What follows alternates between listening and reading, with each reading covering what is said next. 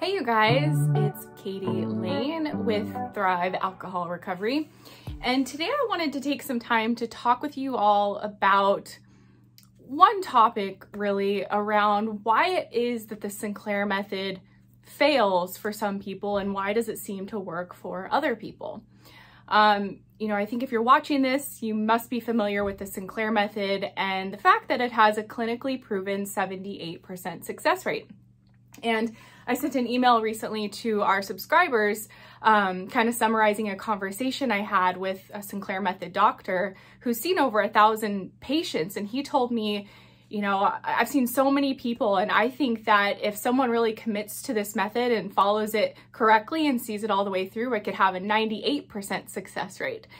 And that's not the first time I've heard that from a TSM doctor. In fact, I have an interview on my channel here with a physician, Brian Noonan. He's a nurse practitioner who runs sinclairmethod.org. And he thinks as well that it could have a higher success rate than 78%. But I've been in this field for over 5 years now, and I see a variety of responses that people have on the Sinclair Method. I see people who, kind of the ideal scenario where they start the method and within a few months they feel like they are cured of alcohol addiction and they kind of just move on with their life. I will say that's more of a rarity, but those are the types of experiences that many of us can idolize and look up to and maybe compare ourselves against. And then there's more of like the middle ground group. I would say I was in that group where, it takes us about 9 months to a year to reach extinction and maybe feel like we're reaching our goals on the Sinclair Method, whether that's, moderate controlled drinking or going alcohol free. So that, 9 month to a year time frame is fairly average. But then there's people who can take longer on the method. Maybe they're more than a year, 2 years, or even 3 years into it. And though they see results, they feel like, their results aren't as quick as others and they wonder why it's not working as well for them. And then finally, there's people who maybe try the Sinclair Method a few times and maybe throw in the towel or just feel like this treatment, it's not going to work for them. Or maybe they have to do it a few times until it does finally work for them. There are a number of people I've known who that's been the case for, where, they tried it 1, 2, or 3 times and they didn't feel like it was working. But then finally, when they did it, another time, it ended up working for them.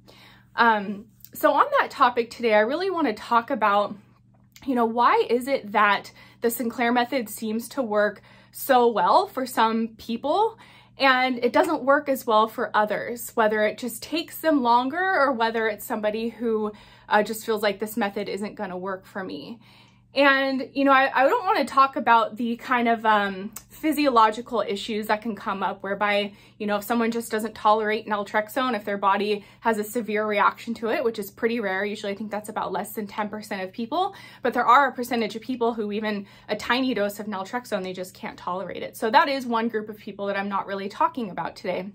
I'm more talking about the people who have been on the method and are either seeing really slow results and they're feeling frustrated and they're not sure why it's not working, like it did for this person over here, or for people who try it out and just feel like, that method wasn't working for me. And granted, this treatment isn't going to work for everyone who tries it out. But I really want to talk about the thing that I have seen over the years, not only through my own personal experience with TSM, but also, I've probably coached and mentored hundreds of people over the years and seen individual journeys through the Sinclair Method and seen what works and what doesn't work. I have a lot of interviews on my channel here where, I get to hear from people and kind of what their pitfalls were on the method. So the main reason that I think that the Sinclair Method doesn't work for people really has to do with the mindset that people have when they're going into this treatment. And what I mean by that is really their frame of mind that they are approaching this treatment with. And that the mindset we have is really accumulation of the thoughts that we're thinking and the beliefs that we have, whether we're aware of those beliefs or not, which then really drive our day-to-day action. So really it works in a cycle of we've got these deeply held beliefs that are a product of our past. You know, oftentimes what I've seen is people are holding on to beliefs that they're not even really aware of. And then these beliefs that they have are shaping the thoughts that they are thinking. And then those thoughts then drive their actions and habits on a day-to-day basis. And so when we're approaching something without the right mindset, most of the time it's not going to work for people. And that could be true with weight loss, that could be true with TSM, that could be true with any change we want to make in our life. Even if we have a strategy that is proven to succeed, like the Sinclair Method, it's got this clinically proven 78% success rate. It's a very simple protocol, right? You just take naltrexone, wait an hour, and drink. Of course, that's the Sinclair Method protocol, and the other side of it is habit and behavior and lifestyle change, which is really a necessary component of it. But we have this strategy on TSM that, again, it's pretty practical, it's pretty simple.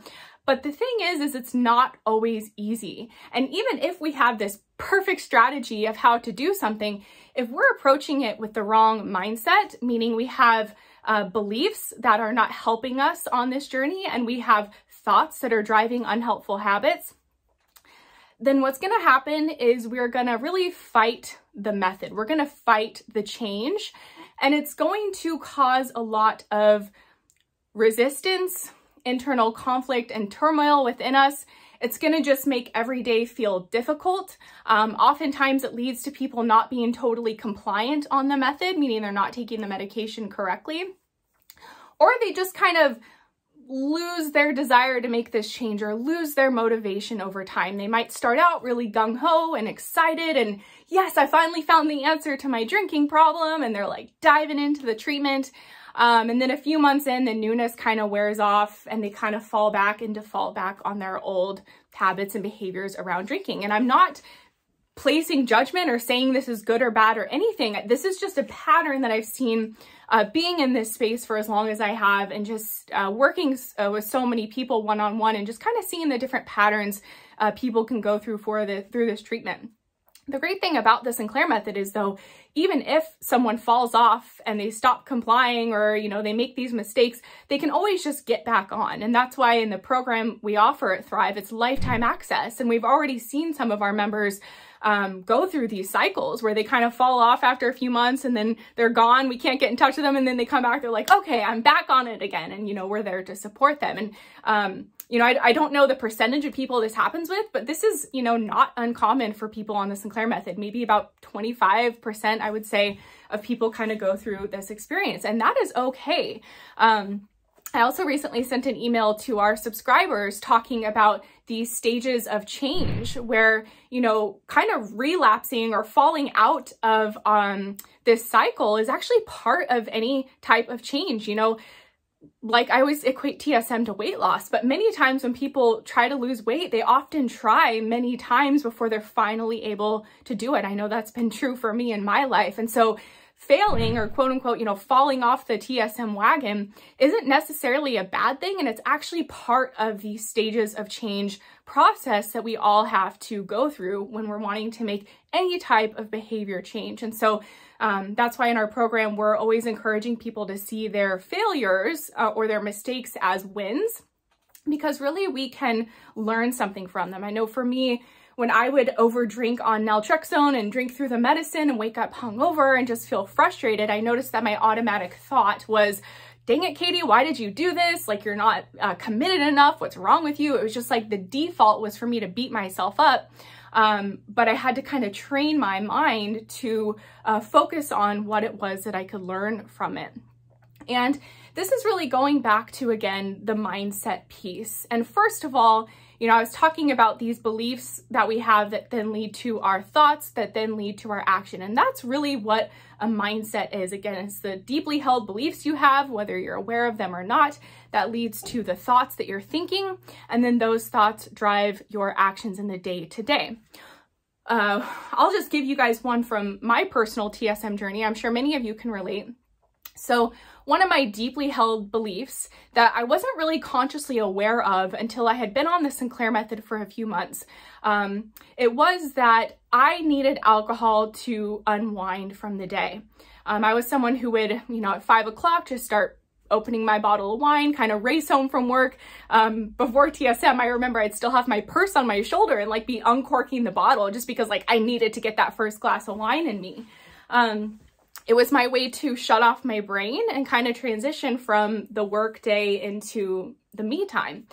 And so this pattern and habit continued on the Sinclair Method for a while. Granted, the longer I was on the method, I wouldn't be so eager to open the bottle of wine. I might put my purse down first and, maybe check the mail or do something else. And then I'd kind of allow myself to pour the glass of wine. But what I was noticing was that this habit was still playing out, where 5 p.m. equaled me time, it equaled opening a bottle of wine, kind of doing whatever I was going to do, maybe cook dinner, watch TV.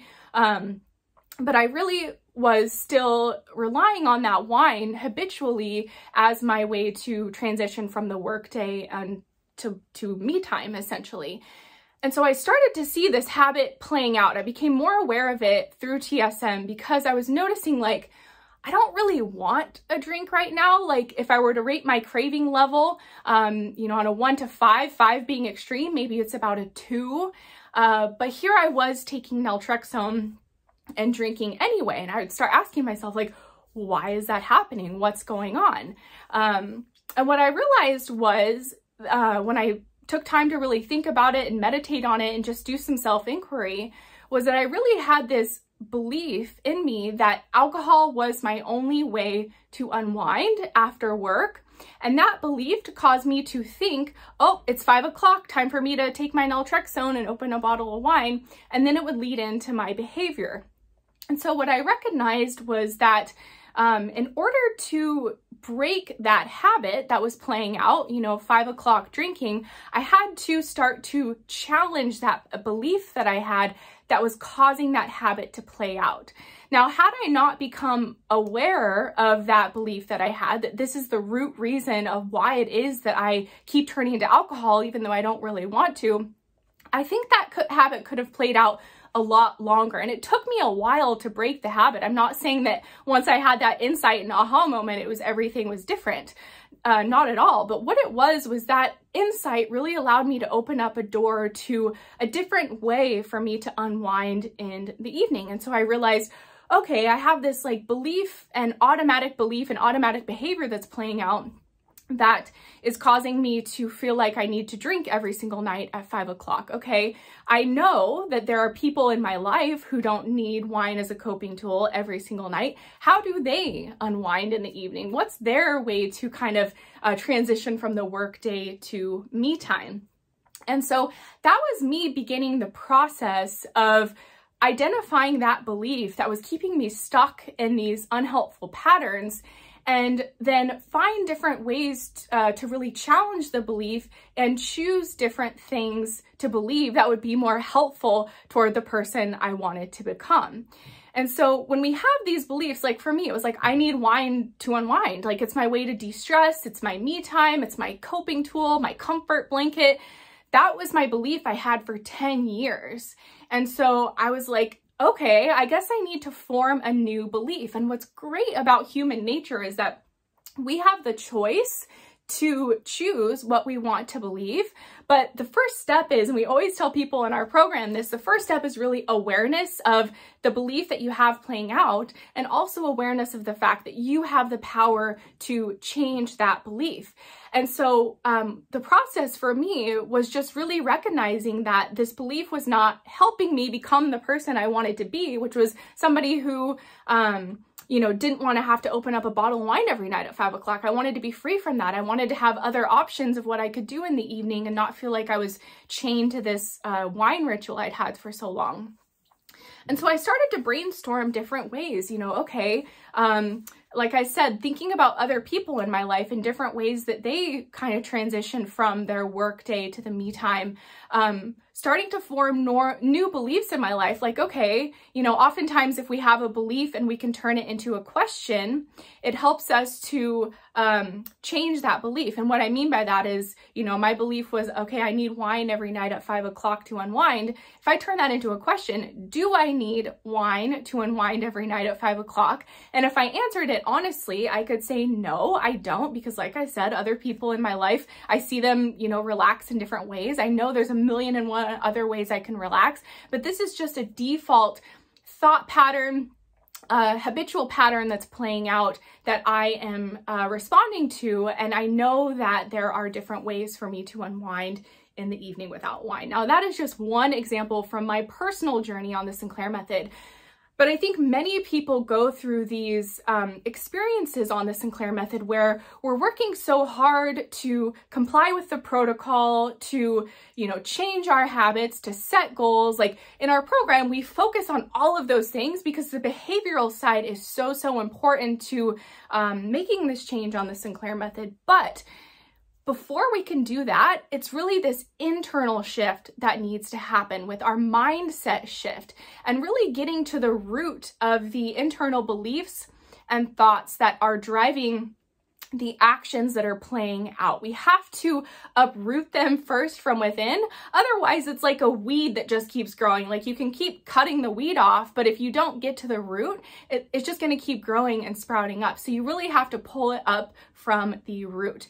And that is really where addressing the mindset and the mindset that you have on your Sinclair Method journey comes in. And I would say that like, that is really like one of the first things people should be doing, or could be doing, I should say, as they're getting started on the Sinclair Method. And the difficulty is with it is that, you know, really cultivating a healthy mindset is something that it takes mental energy, it takes emotional clarity, mental clarity. And the challenge with that is alcohol often can kind of keep us in a fog. And so initially, I think starting on TSM, it is difficult to kind of cultivate this type of mindset that is really going to help you become aware of the beliefs that are keeping you stuck, become aware of the thought habits that are keeping you stuck. So in the beginning, not to say this is something people have to have figured out right away, but something that the longer someone is on the Sinclair Method, and particularly if they're feeling stuck on the method, if they feel like they're stuck in patterns that are playing out, if they feel like they're disengaging in this protocol, really going back to, okay, what's that internal work I need to do to, again, uproot the beliefs and the thoughts that are keeping me stuck in these unhelpful patterns and really eating away at my motivation. And it could be different person to person. You know, I gave my example of, you know, that belief I had that I needed wine to unwind every night at 5 o'clock. And once I realized that there were other ways for me to, you know, unwind, I started to just try new things little by little. And a common way that I advise people I work with is don't even tell yourself, you know, you're not going to drink that day. Just tell yourself you're going to try something different before you start drinking, because that's really a baby step, especially for people who are daily drinkers and they struggle with the habitual drinking. Many of my clients who have been on the method for a little while tell me, you know, I'm not even thinking about an alcohol-free day yet, which that's fine. Like, we don't want to force people to have alcohol-free days, especially if they're not ready. But I'm always curious, okay, well, what is it that you're doing that's working up to an alcohol-free day? Because of course, with the Sinclair Method, eventually you want to start having alcohol-free days. If you're not having alcohol-free days on the Sinclair Method, then that's just another thing that's going to keep you stuck in patterns of habitual drinking, even if you're following the protocol to a T. We talk a lot about that in our program as well, like working up to how to work up to more alcohol-free days in a way that doesn't feel overwhelming. And again, it can be daunting for people in the beginning, but for me, like I said, my 5 o'clock wine ritual was something that was very ingrained, and I realized, okay, how can I like subtly shift up this ritual a bit so that I can just try something else? You know, if I want to drink tonight, I'm going to let myself drink tonight, but let me try this first. And so when I would get home, instead of immediately having naltrexone, I'd usually take naltrexone when I was at work and kind of drive home. And by the time I was home, it had been an hour or more. But I stopped taking naltrexone while I was at work. When I got home at 5 o'clock, I would take my same wine glass and fill it up with a cold sparkling water, and I'd squeeze a lemon in there, and I would really drink this refreshing, cold, carbonated beverage that I really, really enjoyed.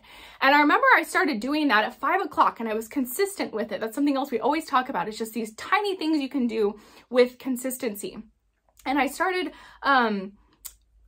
having that sparkling water at 5 o'clock instead. And I think, I don't remember it super clearly, but I remember, okay, you know, this was nice. And at 6 o'clock, I'd end up taking my naltrexone and having my wine. But I just kept doing that. At the 5 o'clock hour, I started replacing that wine ritual at 5 o'clock with the sparkling water. There were other things I did too, like aromatherapy and hot showers and things like that. But what happened over time is I noticed that my brain started to crave the sparkling water instead of the wine. It would be 5 o'clock, and instead of my brain saying, oh, glass of red wine, it would think, ooh, I want a cold, refreshing sparkling water.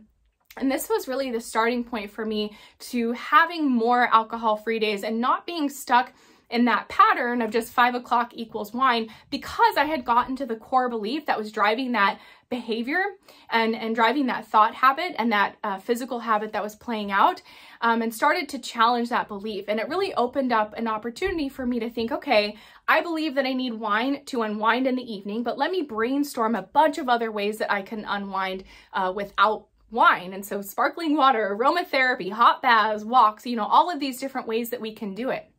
And just to be honest, like, you know, these things are not going to give you the quick off switch that naltrexone brings, or that quick, like, turn off your brain. You know, it's not going to have that instant gratification, which that is another habit that we talk about in one of our courses, is that habit of really instant gratification and that habit of impulsivity that we're stuck in when we have alcohol use disorder. I know for me, I really lacked self-control. Like, as soon as I had a craving, it was like, I gotta have it right now.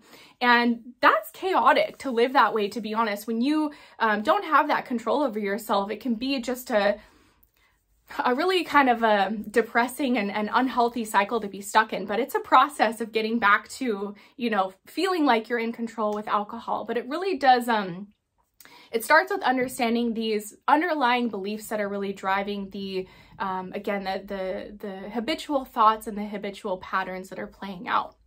So that is really why I wanted to talk about, you know, the mindset piece. I think for me, you know, that was just one example. There are a million other examples I could give, especially from my own personal journey. But I see people on the Sinclair Method have these different beliefs that are really driving their relationship with alcohol, even if they're practicing the Sinclair Method to a T and they're doing everything really well, they're complying, you know, they're doing all of the steps. If they've got these underlying beliefs, you know, like, oh, my job makes me, you know, really stressed out, so I need alcohol to cope with that. Or I've drank for the past 20 years every single day. I don't know who I am without alcohol. So, you know, I'm terrified of letting it go.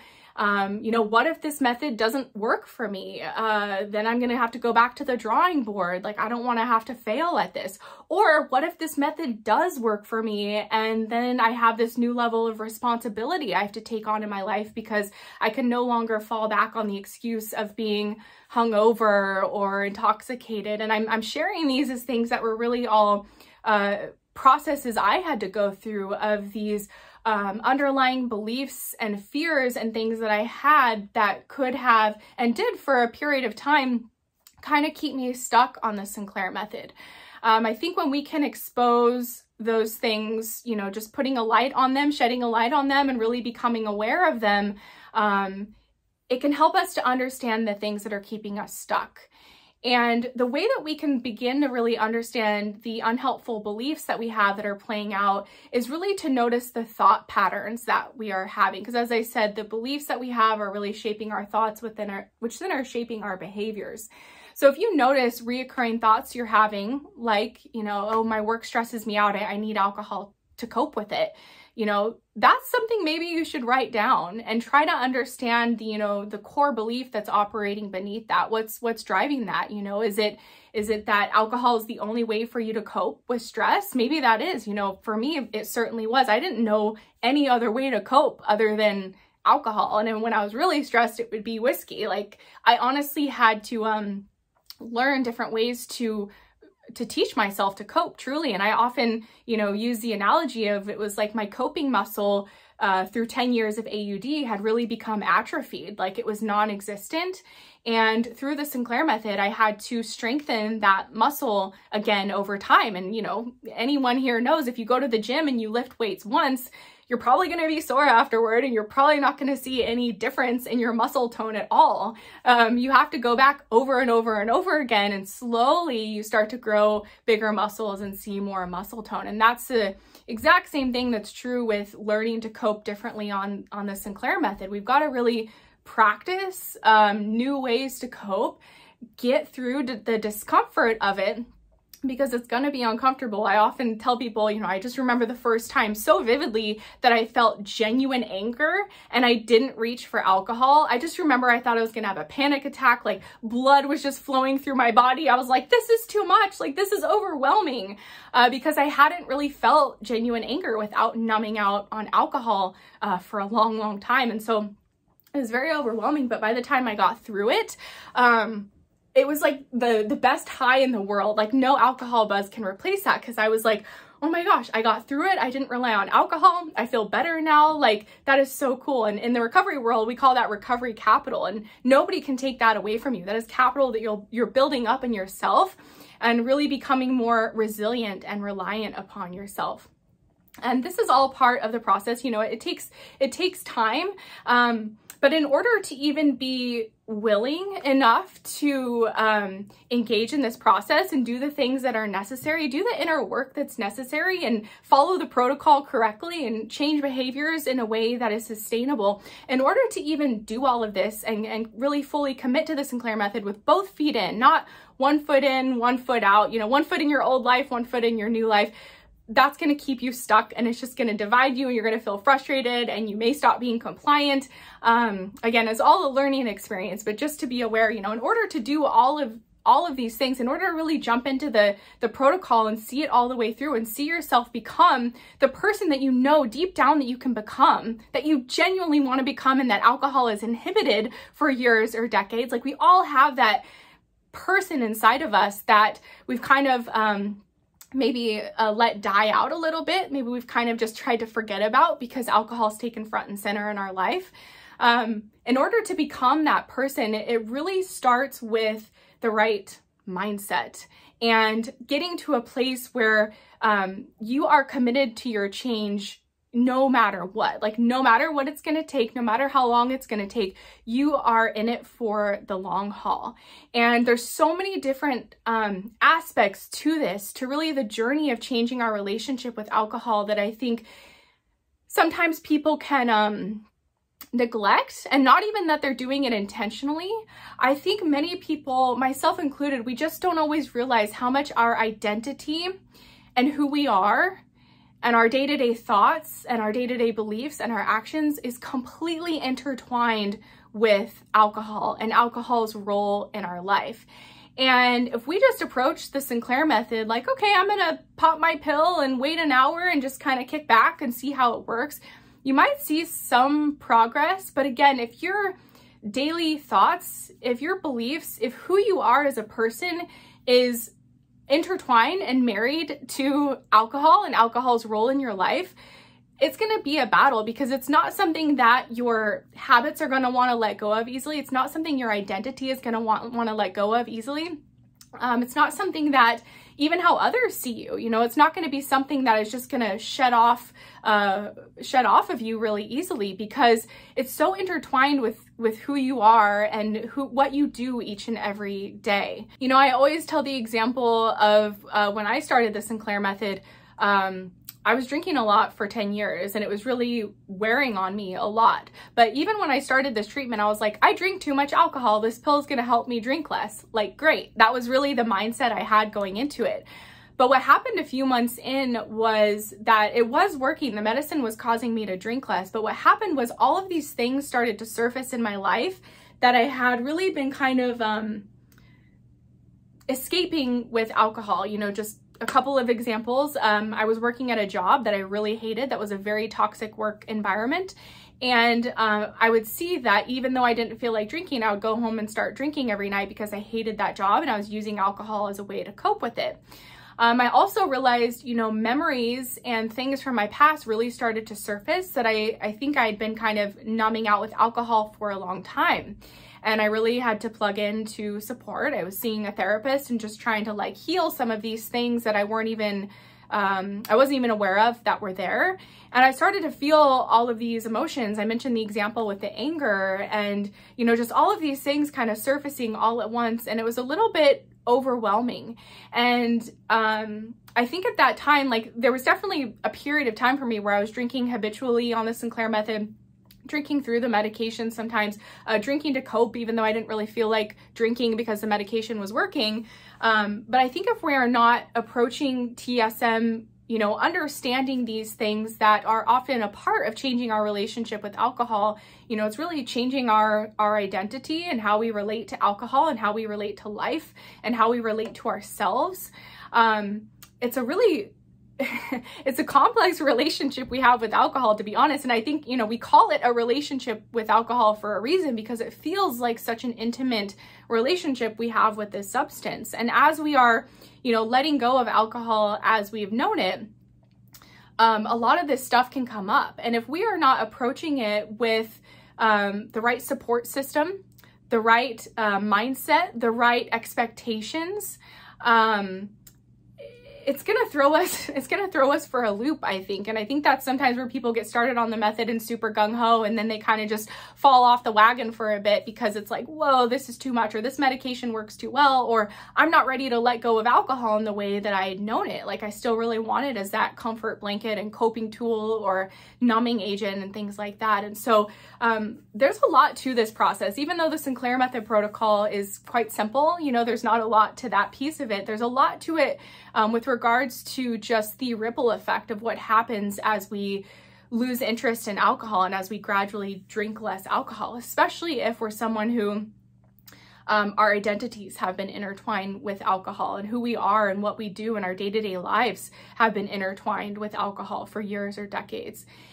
And that's why I like in our program to, you know, and I think this is important for anyone using the Sinclair Method, we have so many course videos that deal with these aspects of changing our relationship with alcohol in a way that is encompassing all of these different areas of our life that change with it, you know, changing your identity, changing your beliefs about alcohol. I know sometimes people are starting this treatment and there's a lot of guilt around even being able to drink on TSM because maybe they've come from an abstinence-based background, or maybe their families or their doctors want them to be sober, but they're trying to drink on this protocol and understand, like, is this bad? Is this good?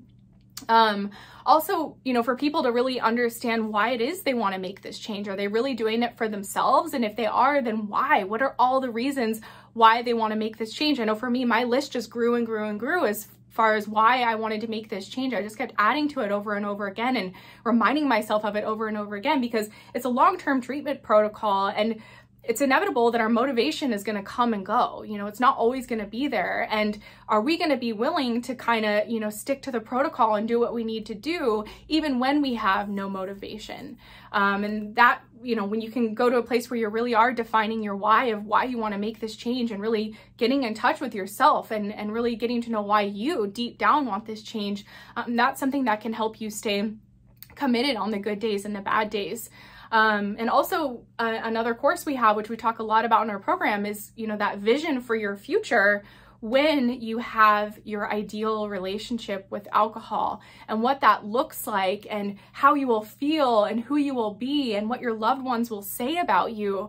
And really viscerally feeling that day in and day out, or as often as you can, because if you don't have something pulling you toward your future through the Sinclair Method, then what's the point, to be honest? And I've met with clients who are retired and they developed alcohol use disorder later in life out of boredom in retirement, and they don't really have anything in their life to look forward to. And so it's like, well, I just want to drink every day. I don't have anything else going on. And no matter what someone's age, you know, there can be a purpose and a passion and a hobby and things that they can plug into and really live their life for. But if we don't have if we don't have something that's meaningful and that's exciting and that we're looking forward to in our future, when we no longer experience alcohol use disorder again, we're just going to stay stuck in these habitual patterns, and really can feel frustrated on the method or even throw in the towel.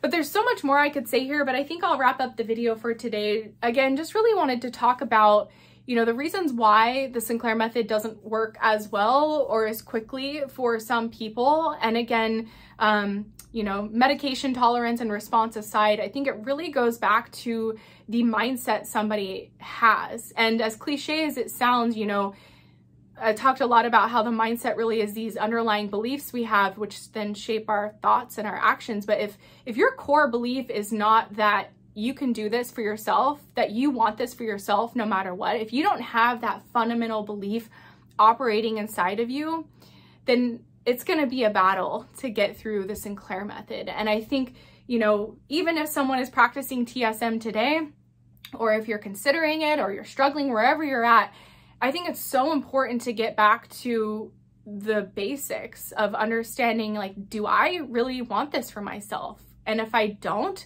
why not? And if I do, why do I want it for myself? And really taking time to do that internal work and being aware of the fact that it's complicated with alcohol because it numbs us to ourselves and to our emotions. It gives us a brain fog. We are not thinking clearly. It impairs our brain in that, you know, there's nutritional deficiencies and vitamin deficiencies and negative impacts on our brain function that happen when we drink. So it's not like, you know, people are approaching this in peak health usually. If we've been drinking for years or decades, alcohol's taken a number on our physical health, emotional health, mental health, spiritual health, all of these different things. And so, you know, I don't expect someone to just be like all Tony Robbins, you know, oh, I've got this figured out. Yes, I'm going to do it, you know, on day one. But really understanding that, you know, believing in yourself and believing that you can do this is like the core factor that's going to shape your success on this method.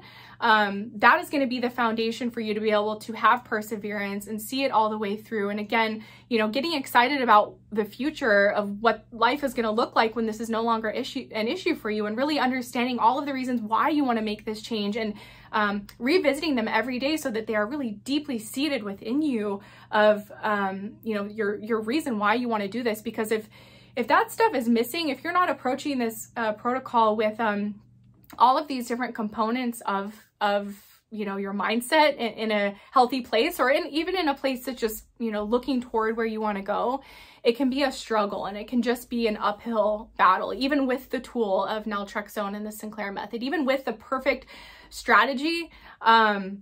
If you don't have the right mindset and the right belief system, it's going to be a battle. And like, I keep quite equating it to weight loss, but it's true in that case as well. If someone has the perfect diet that they know if they follow this to the T, they're going to lose weight.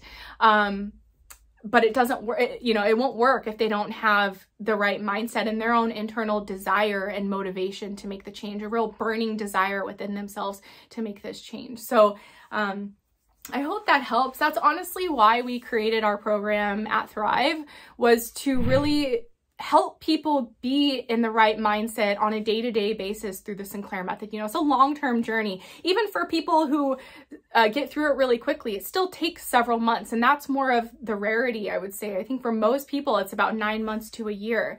And so if you're on this journey and you're doing it by yourself and you don't have people supporting you, reminding you of like, okay, this is where you need to focus this week, or hey, it's okay if that happened. How are you going to pick yourself back up? And hey, what are you thinking about that's driving this pattern, or why is this pattern playing out, or what's going well on the Sinclair method? You know, if you don't have that support, it can honestly be a lonely journey. It can take longer than needed because you're just kind of in the territory of like guessing what to do, and, you know, not knowing if this is a placebo effect, or is this really the medication working, or what else can I do to optimize my journey, or hey, you know, this is a bit overwhelming, like what's the bare minimum I can do to continue to see results? You know, all of these things that really contribute to your success on the treatment. That is why we built the program. And one of the biggest things I saw, because I was a coach, or I've been a coach, I'm still a coach, but I've been a Sinclair Method coach for over 4 years now.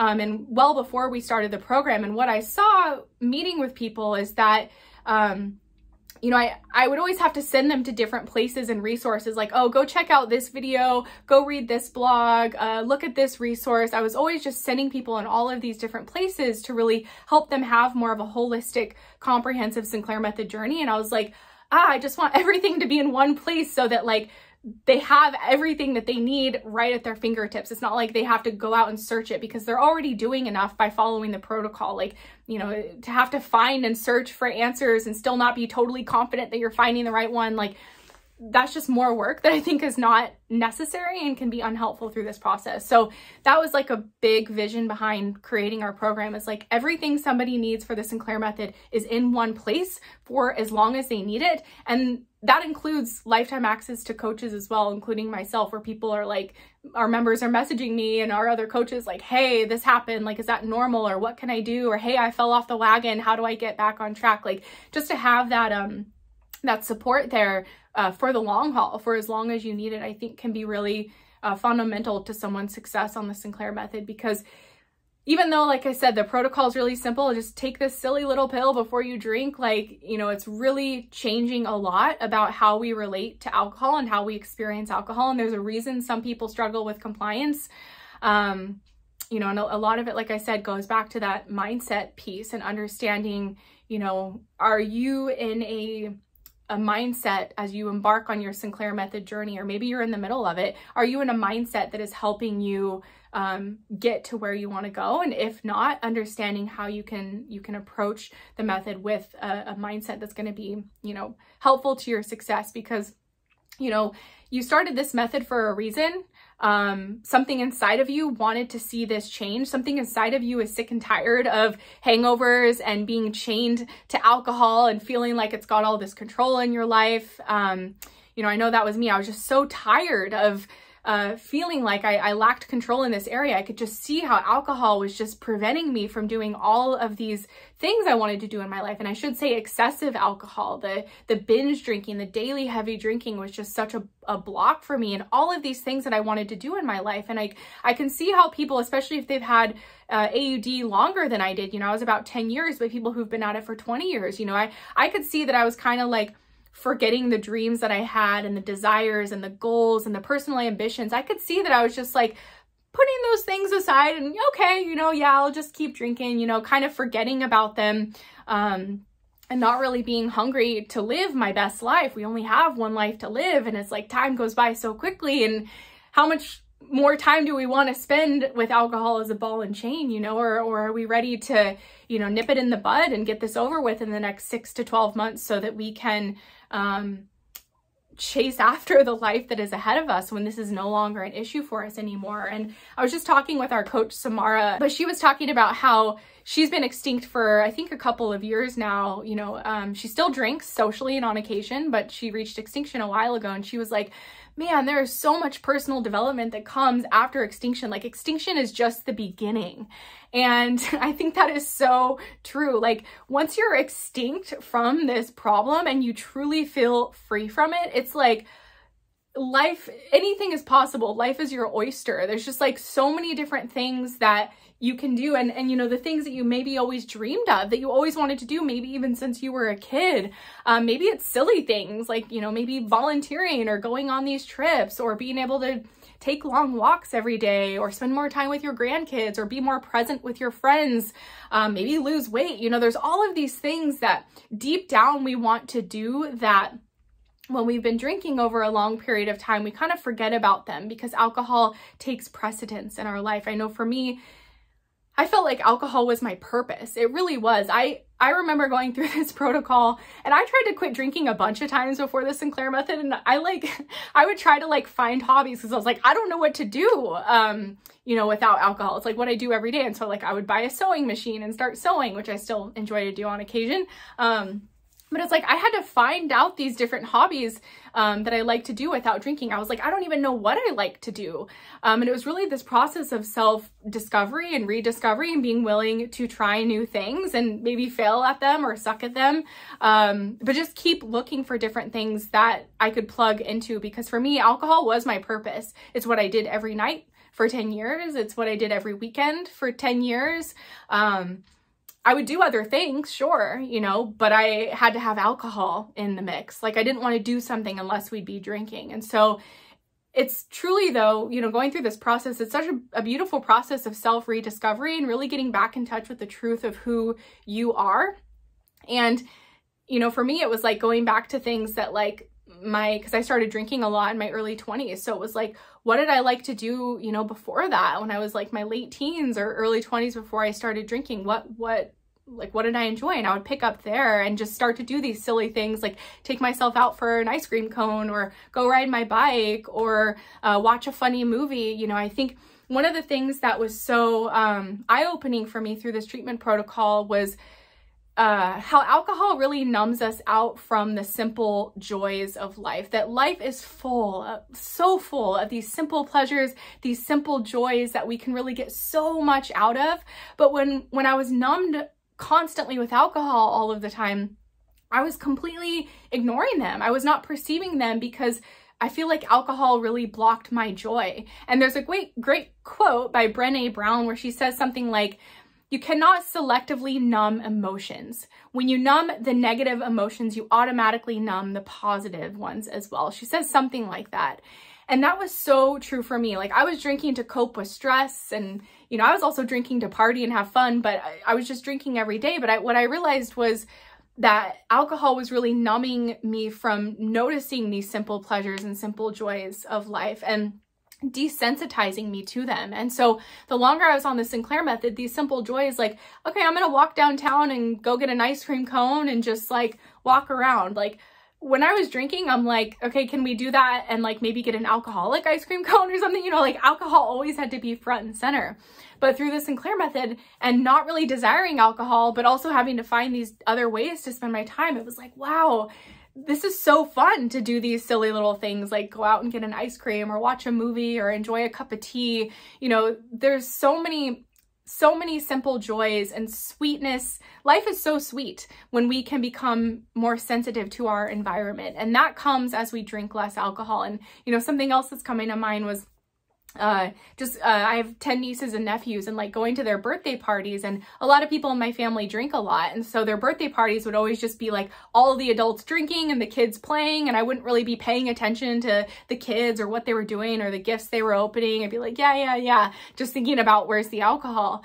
And I just remember so much like going to a birthday party of my nephew the first time on the Sinclair Method. And it's like alcohol was like third or fourth on the list. Like it wasn't even like front and center. I was like more concerned with like him opening his toys and what he was doing and spending time with him and taking pictures of him. And that was such a cool experience to not feel like alcohol was the priority. It was like so precious to have that time with my nephew. And you know, these are all things that I think it's a process of discovery as we go through the Sinclair Method, of really becoming more sensitized to our environment and really getting back in touch with who we really are and these beautiful things that are a part of our day-to-day life. But for so long, alcohol can numb us from those things and block them out.